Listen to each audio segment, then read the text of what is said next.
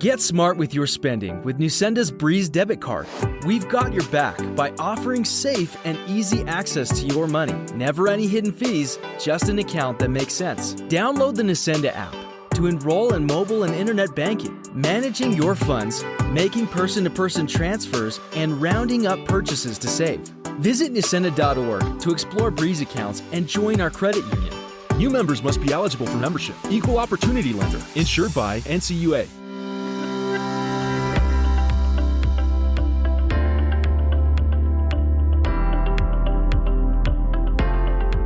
Good day, folks, and welcome to another edition of the Inside Santa Fe Public Schools podcast. I am Joe Abeyta, brought to you by Nucenda Credit Union.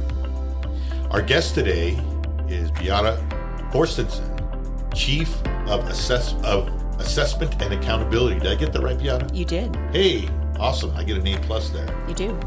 And Beata, you're here because we just got results about the proficiency of our public schools here in Santa Fe, right?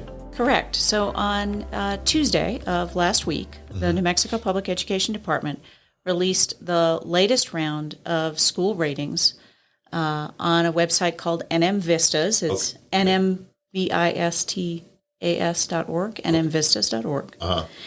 And this is the annual measurement of school performance statewide. So all public schools, both traditional and charter, receive an annual rating. Okay. And I know that we did very well. It was in the paper. It was all over the place. It was really a good thing that had happened. But my first question is, how do they measure? How do they measure a school? How does that go about? There are several things that go into the overall school rating. And so the primary piece is the percent of students who are proficient or who pass our state assessments in reading, math, and science. Okay. That's where the bulk of the points come from. Okay, so it's it's the testing that the kids do Each spring. Okay. Yes. All right. In addition to that, they also look at attendance. Okay. They look at the percent of students who are making progress towards English language proficiency. Okay. And for high schools, they also look at graduation rates and the number and percent of students who participate in college and career readiness programs. So that's dual enrollment and AP and career certificate programs. Okay. And so they put all these numbers together, and then they come up with these results of this school is proficient, this school is not. And there's different tiers, right? What are those tiers? So there are a total of 5 tiers. Okay. So the top 25% of schools receive a Spotlight designation, and we have a number of schools in Spotlight designation. Okay. Schools that are not deemed in need of any kind of school intervention or improvement are called traditional. Okay.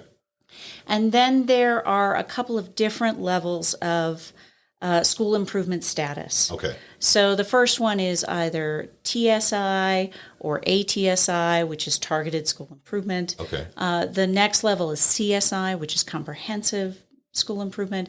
And then the third one, the final one, is MRI, which is a school in need of most rigorous interventions. Okay. This year, Santa Fe Public Schools does not have any schools in those bottom 3 tiers. Okay. All of our schools have been labeled Spotlight or traditional. In the top 2 tiers. In the top 2 tiers. That's pretty amazing. Yes. Right? It's exciting for us. Yeah. Prior to this, we had 8 schools in what we call designation in these bottom tiers, and all 8 schools came out this year. That's pretty awesome. Yeah. I guess, how does one go into, are you involved in that as far as taking the schools that are in the bottom 3 tiers and bringing them back up to being a traditional or Spotlight school? Is that something that you partake in? So in my position here in the district, I spend a lot of time with the data. Yeah. So my office is responsible for running the assessments, but also... You're the messenger. I am the messenger. But also kind of making sure that the data is as accurate as possible. Gotcha. And so we spent a lot of time this year working with the Public Education Department to really help them refine their method for calculation, and then spent a lot of time reviewing the data beforehand to make sure it was as accurate as possible. Okay. So we spent a lot of time doing that. But really what happens with this is every year the Public Education Department looks at the performance of all of the schools and ranks them essentially on a scale of 100. Yeah. And that's how they determine the ratings for each year. So to get schools off the list, we saw some growth in proficiency that we have talked about in the past. For the first time in 20 years, we're above the state average in reading, which is fantastic. And also really helped the PED refine its rules. Gotcha. And I'm sure, and I know that it does come down to, well, how do you take care, how do you address those schools? And it's at a very, very simplification or simplified way of explaining it is superintendent takes the data that they get from you, talks to the deputy superintendent, then goes to the principals and to the teachers, and you kind of all get together and you say, how are we going to take care of this problem, right? I mean, that's kind of like the basics of it, right? I would assume. In the broadest sense, yes. Yeah, okay. But also the work that the Teaching and Learning Department has done around implementing high-quality instructional materials and standards-based instruction has gone a long way. Yeah. In addition, each school, in partnership with leadership, writes an annual improvement plan, and that's called NM-. Okay. And those plans really guide the work of each school to improve outcomes for students. And I don't want to diminish the hard work, that the teachers, the admin, and the students and the principals put into bringing themselves up back to whatever it was. Even the ones that went from traditional to Spotlight 2 with us this year as well. I know that there was some hard work with it's a team that does this, that allows our schools to improve, right? Absolutely. Okay. And really this is the work of the teachers and students on the ground. Okay. No, that's awesome. Okay. So where would be, are these available for the public to see? Absolutely. So they're all on the website, nmvistas.org, and anyone can go to that website. You'll be able to see results at the state level, at the district level, and by schools. You just enter into the search bar what you're looking for, and so you'll be able to pull up any school in the state. Okay. And how would one, I guess, how did they put together this set of guidelines? How did that go about? Was there, a room where everyone was locked up for about maybe, a week, and we said, hey, this is how we're going to determine these measurements, right? How did they determine those measurements? Is that a fair question for you, Beata? Absolutely. It's a fair question. So there are a couple of different levels to it. So the main pieces that we have to measure every year around proficiency, attendance, and English language proficiency, those are determined by the U.S. Department of Education. Okay. And so they put the big guidelines in place of what each state has to include in its rating system. Okay. However, how we deploy that and what points we give and how we calculate that stuff, that's largely dependent on the state. And I will tell you, it is an ongoing process. So the state has to produce a plan and submit it to the U.S. Department of Education for approval. And the Public Education Department has spent the better part of the last 18 months revising that plan and submitting it to the U.S. Department of Education. And only recently was this section around school ratings reapproved. So there's this, it's kind of a negotiation as far as how the ratings go between the state and the federal, at the federal level, correct? Yes. And so there's differentiation among states a little bit. Okay. But each state has to have the same primary elements that they include in their rating system. Okay. So there's kind of it's the same as it's equal across all states. We're not giving New Mexico a break over California or us over Montana, or is it kind of like, is it all within that window or in that that area of measurement that's all in that kind of same bracket, if that makes sense? So it's more defined by the U.S. Department of Education than it is free choice for the states. Gotcha. So if you're looking for a balance of between, sort of what's tight and loose, there's a lot that's defined by the U.S. Department of Education that all states must do. So, for example, all states have to include proficiencies, which are sort of the passing rates, if you will, on our state assessments. Okay. And we have to give those assessments in grades 3 through 8 and 1 grade in high school in ELA and math. And then we also have to give at least one science test for elementary school, middle, and high school. So that's all predefined. And those are all, that's the same for every state across. Every state has to include those. I think that's what better way of explaining the question I was trying to get out. So I appreciate that. Every state has to include attendance. Every state has to include the 4-year graduation rate for high schools. Okay. So there's a lot that's sort of predefined, but the details come down to each state. So the Department of Education, they are the ones that are deciding what elements go into the ratings. Most of them, yes. Okay. States can add additional elements if they want to, but they can't not include the things identified by the U.S. Department of Education. Has the state of New Mexico added any elements to that? Not especially. Okay. So the state has been attempting to add a measure of school climate over the years, but they haven't been able to settle on one. Okay. Gotcha. All right. So then with the improvements, it's a measurement of what you did last year, right? Just kind of like a report card. So yes, if you go up, it's great news because you're out of where you were before. And in most cases, if you just get to the traditional, that's great news itself. But then if you move up to Spotlight, right, that is better, correct? Yes. So what's the difference between Spotlight and a traditional? So it really comes down to, because the lion's share of the points are associated with student performance on these assessments. Okay. The majority of it comes down to overall proficiency. So the schools in Spotlight tend to have higher proficiency numbers, but not exclusively. Okay. So additional component that they look at, particularly for elementary and middle schools, is the percent of students who are gaining proficiency over time, so growth. And those growth numbers are assigned whether or not the student meets proficiency. So regardless of whether a student sort of crossed that line, reach that passing score, if they are making growth year over year, the school is getting points for that. So essentially, an additional set of points is whether or not students are catching up. And that served us very well this year. A number of our schools got a number of points for growth. And that really supports our district mindset, which is that we may have students who are not proficient yet, but our goal is to get them caught up. And it's great that the public education department is recognizing this.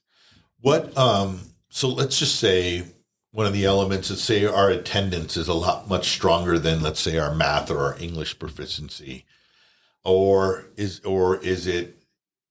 some schools that have maybe not as strong attendance, but really have really great math and English, or one of the three. I'm just using those three because those are the ones that are coming to me right now. Is it? I guess, when is it? How does it? Does it affect them going up, saying if they have a stronger attendance as opposed to a lower math and English, or vice versa? Has any of them looked on a little bit more stronger than the other? So the way the points are distributed, the lion's share of the points, again, are given for this academic performance. So it's academic as far as not attendance. We would not have a situation with a school being a Spotlight school if they had very poor performance and very high attendance. That would not be likely at all. Okay.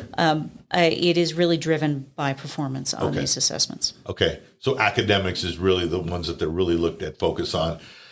And maybe an attendance is just kind of like that, really good side dish, if you will, that goes along with the main course. Correct. Okay. Makes sense. Sorry, I was trying to get to that analogy, but it worked out. No, you're good. All right. Good. So any I guess any key things that you got out of our schools, anything that really stuck out to you that was, interesting from the results? Well, as I mentioned earlier, the growth measures are really impressive to me. The fact that our schools are moving students, not just moving them to proficiency, but catching students up and moving them into advanced categories. That is really encouraging to me. It means that students are making more than a year's growth in a year's time, which is fantastic. Yeah. And that really shows us that we are poised to do even better things in the coming years if we stick with our goals. Is that because proficiency growth usually takes more than a year, takes 2 or 3 years before you see that kind of result? Some students, especially because of the pandemic, fell behind. Yeah. And it takes longer than a year to get caught up. And so these growth numbers are very encouraging because it is showing us that students are on the right trajectory to getting caught up, which is our biggest goal. Yeah. Is that all students can do that. It's funny you bring up the pandemic, right? Because, I think that a lot of students, speaking just from experience, just because I had a child that was in high school during the pandemic and, there was I feel like she's just barely getting caught up in college based on, the effects of it and stuff. But how long has there been any kind of studies that have come out that how long until our students kind of like wash away the effects of the pandemic? That's a good question. I think that the jury's still out on that. Yeah. But, we may think of the pandemic as being sort of several years ago. But one thing to keep in mind is that the students who were affected most, the incoming kindergartners and first graders, who during the majority of the shutdown missed the most in-person school, they're now only in like 6th grade. So they're still right in the middle of schooling. And so we're seeing the need for these students to still catch up because they missed a lot of that critical time around reading development. Was there kind of during this whole proficiency reports, was there a pause on it during that, or we had? Yes, there was. Okay. Yes. So the last round of pre-pandemic ratings came out in 2019. Okay. Then in 2020, assessment was paused statewide. Okay. There was no assessment. And there was limited data from that year. Uh-huh. And then the state was asked to restart by the U.S. Department of Education. Yeah. And so they've been in sort of catch-up mode for a while. Gotcha. And they started releasing data a year ago, spring, for New Mexico Vistas. And in that 2-year cycle, we've actually had 4 rounds of Vistas data. This is the 4th round. Wow. Yeah. Yeah. It's just it's a phenomenon, right? That I never thought that we would be in anything that would be as affected the world as much as the pandemic did, and how much it affected a bunch of things, not just our, us waiting in line to get into the grocery store, but down even to education. When you even bring up results of like, hey, there's measurements that were paused that we're still getting over, and then when we get this great news just about our proficiency, that we're improving, and that we don't have any schools no longer in the lower 3 tiers, it's pretty amazing to say that, hey, we've come a long way. We've come a tremendous way. Yeah. What are you hoping for as far as if you look at it and go, wow, that's pretty awesome? It'll make you have that kind of reaction. There are a couple of things that I think we could really see in the next couple of years. One of the things that was really exciting to me was we had a couple of schools who were still labeled traditional, but they were really, really close. Yeah, let's talk about that cut score. Yeah. And so we had 2 schools that almost made it into Spotlight, Pinon Elementary and Nava. It'd be great to see the number of schools in Spotlight increase. That would be fantastic. The other thing I think that we are poised to see is as the district continues to focus on standards-based instruction and growth, and setting targets around student growth, and moving every student from the level that they're in into the next level. We want every student to move up a level. I think that has the potential to really improve outcomes for students in a really positive way. And we could see some tremendous growth in proficiency over the next several years. So Beata, how many schools did we have in Spotlight? We had a total of 7 schools in Spotlight this year. Wow, that's pretty amazing. So 7 out of how many total schools? 28. 28 schools. Pretty good. Yep. It seems like the more schools we get in the Spotlight, that's always an ongoing thing. It'd be great if we had all of our schools in Spotlight eventually. I know that's a high bar to set. It is a high bar because it's the top 20% in the state. Yeah. The other thing to keep in mind is that because they're looking at all schools every year, if everybody in the state is improving proficiency, the bar for getting into Spotlight gets higher. Ah, gotcha. So it resets every year. Gotcha. So it's that's an interesting thing. But also conversely, if everybody goes down, the bar will reset a little bit lower. So that's going to be an interesting thing to watch over the next several years. But it will mean that there's sort of a stable number of schools in Spotlight statewide. Gotcha.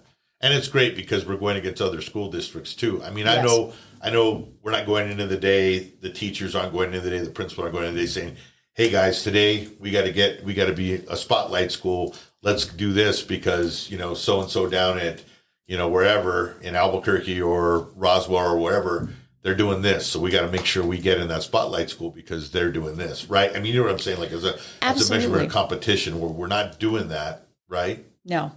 I mean, we're focusing on our own competition. Gotcha. Which is about individual students and helping students meet their potential. That's really what we're focused on. But it also, I'm not going to lie, it's interesting to see how many schools in Santa Fe get into that 20%. Yeah, I think it's bracket. great. Yeah, it's good to hear that we have. There's a few schools that just missed it by a few points. So if we see them in that group next time around, we're like, wow, that's really awesome. They made it this time. Mm-hmm. That's cool. Do you go around telling the schools like their points, how short they were from it? Absolutely. Okay. I tend to make a lot of phone calls as soon as the ratings come out. Yeah. And I am happy to visit with any schools and really go through their points in detail and explain how each of the measures played out. Because it's important to understand, what factors helped and hindered a school in designation in very concrete ways. So I actually spend a lot of my time doing that, also helping schools unpack their assessment data. It's great that we have someone like you on to be able to hear in public schools, to be able to assess that data and because it really does help out and it does measure our performance and lets the community see it as well. So I think it's really important that we have you here and thank you. Oh, thank you. Yeah. I appreciate it. Yeah. No, thank you very much. Beata Thorstensen, our Chief Accountability or Assessment and Accountability. Assessment and Accountability. Yes, there you go. Assessment and Accountability was with us today. And where can they see the results again? nmvistas.org. Okay, nmvistas.org. Check it out. I'm sure it's pretty easy to, find our results. Just click on SFPS, I would think, right? Santa Fe Public Schools. Yes. And you can check it out there. Thanks again, folks. And I want to thank our sponsor, Nusenda Credit Union, and also our guest, Beata Thorstensen. Folks, have a safe week. Have a great week. Adios.